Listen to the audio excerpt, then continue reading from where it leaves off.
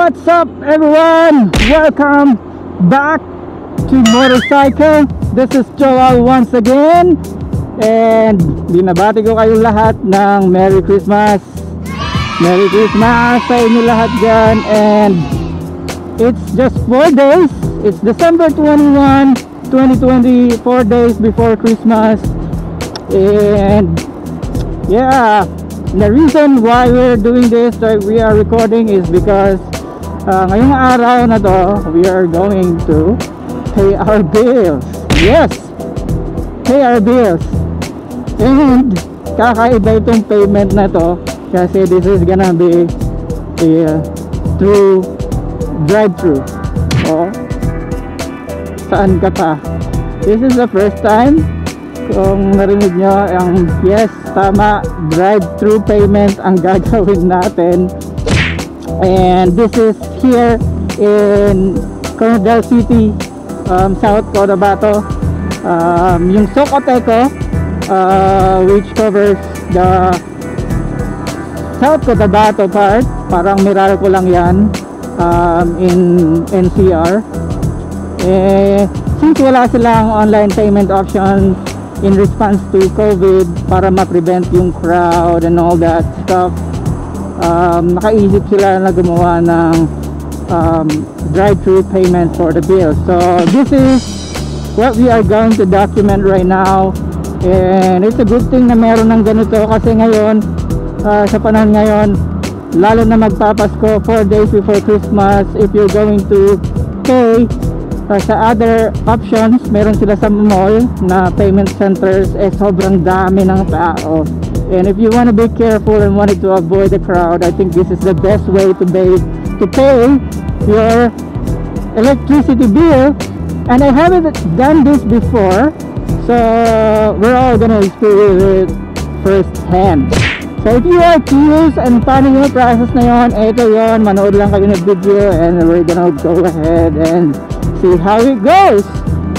So ito, ayan ang Socoteco branch dito. So I'm gonna let's go ahead and find out kung paano tayo mag-pay. So meron naka-line up na mga sasakyan dito, most likely ito na yon.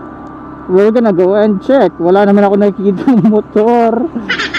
So hopefully pag motor pwedeng sumingit. Magtatanong tayo. Sir, ito ba yung ano, drive-thru na payment? Ito ba yung pila sa pagbayad? Amo na siya? Pila sa ako sa ano boss? Oo. Ma-drive ka lang tapos mabayad na. Ito yung pila. Okay. Meron man doon sa loob. Ha, meron. Oo, bayad sa loob. Okay. Pero ito ano lang. Pila lang. Daan ka lang dahil sa gawa. So hindi ka na mag-aantay doon sa loob, dito ka na lang. Oo, dito Sa sasakyan na lang. Okay. Pila na lang gura ako dire. Oo. Kanina ka pa dito, sir? Matagal na? Pila ka? 25 minutes na. 25 minutes. Okay. Kung sa loob siguro mas ganun din siguro. Okay. Okay, sige, dito na lang ako. Thank you. Alright, so medyo matagal na rin daw siya dito kasi 25 minutes na din daw siya nag-aantay, but I guess sabi niya I think mas mahaba yung pila sa loob. So yeah, for the experience we're gonna go ahead and try this, guys. Okay? Alright, tayo ang last in line. So time check 2:25. We're gonna go ahead and check and see how it goes. For now, I'm going to turn off the recording and I'll go ahead and update pagka marapit na tayo. So 2:25, timer tayo. There you go. I'll see you guys later. Alright, so reiterate ko lang, pwede kayong gumamit ng drive-thru payment, or pwede rin kayong pumasok sa loob, i-park yung sasakyan nyo and pumila like a normal pila. Pero sabi ni kuya medyo matagal daw din daw, so for the experience, kailangan itatry lang natin to para at least makita nyo kung gaano katagalan all that.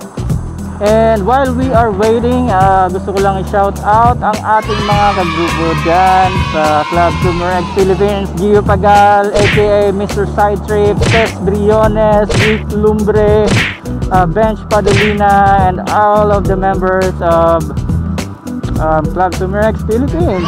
What's up, guys? Merry Christmas! And gusto ko rin i-shout out si Joseph Barte ng Mijojo Motovlog, Eman Cantuba, my cousin sa Toma PH YouTube channel, and my sister Myrel Joy. So just Simply Joy or Just Joy, post ko lang yung channel nila dito. And so yeah, here we are.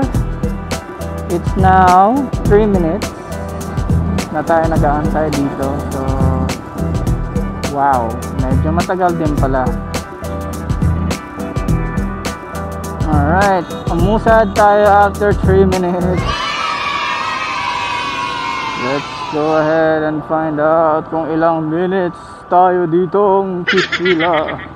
Alright guys, so yes, 15 minutes na tayong nag-aantay dito, and pakonti-konti lang yung usad ng pila like now. Usad tayo mga isang sasakyan lang like siguro mga naka limang usad na rin tayo kahit pa paano. So one every 5 minutes, I believe. So itutuloy pa ba natin to? Well, andito na rin tayo so antayin na lang natin. Let's do this, guys. Alright, see you again later. Alright guys, so ipapakita ko lang sa inyo yung pila since nung dumating tayo. So ito na yung pila. Ayan, nakita nyo yan. Yan. So ayan ang office. So yeah, maba na since na dumating tayo dito. So yep, sabi nga nila pag may tiyaga may nilaga. So asan kaya yung nilaga na yan?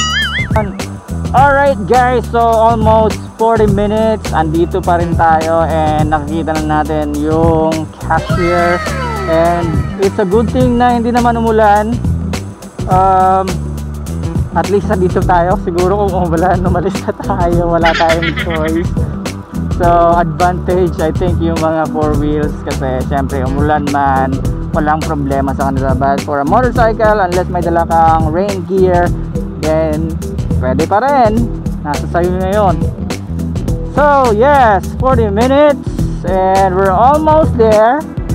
And I noticed na kung pumasok tayo sa loob, bihira lang yung lumalabas ng mga tao. So I guess tama si kuya na tinanungan natin kanina, ganon din sa loob, mas matagal din. So yeah, it's a good thing na we tried this, at least for the experience. Alright, so we're just a few cars away and we're done. So wala pang 1 hour ang pag-aantay natin dito, which is I guess tolerable, especially for 4 wheels. Best talaga itong type of payment for those people who are on 4 wheels na who wanted to avoid the crowd. Right, tayo na yung next after 43 minutes. We're next in line. Ha ha ha. So isa lang kasi yung cashier for drive-thru payment dito. Siguro kung 2 or 3 to, mas mabilis to siguro. But anyway, can't complain about that.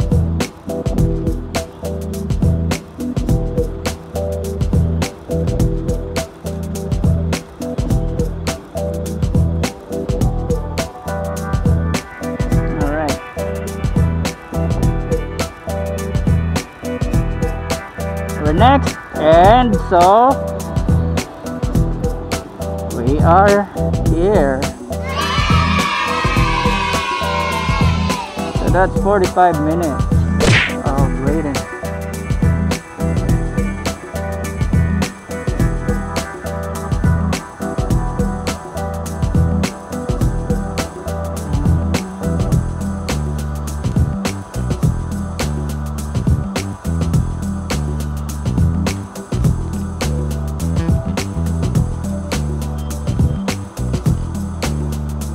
Thank you.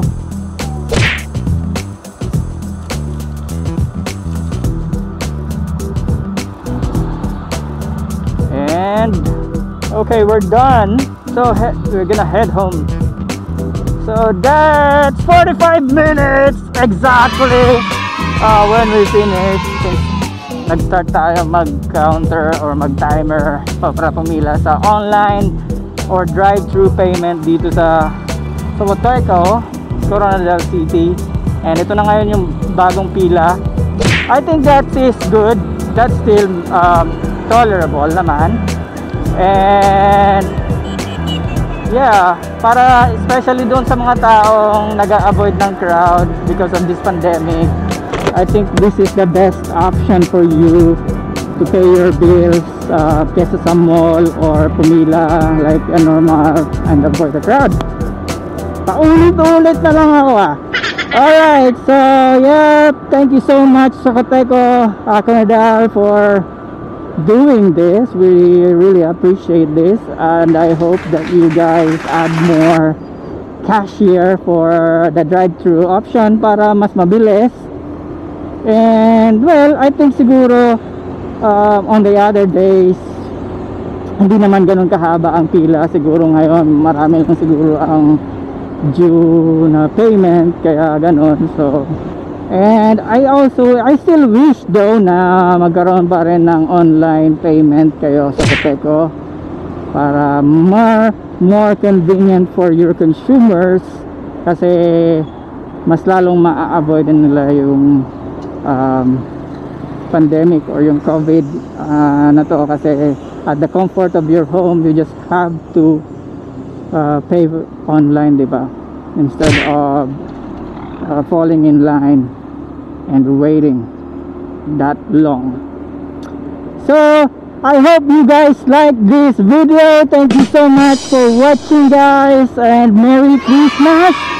If you are interested in motorcycle related content, travel and gadgets, please make sure to subscribe to this channel.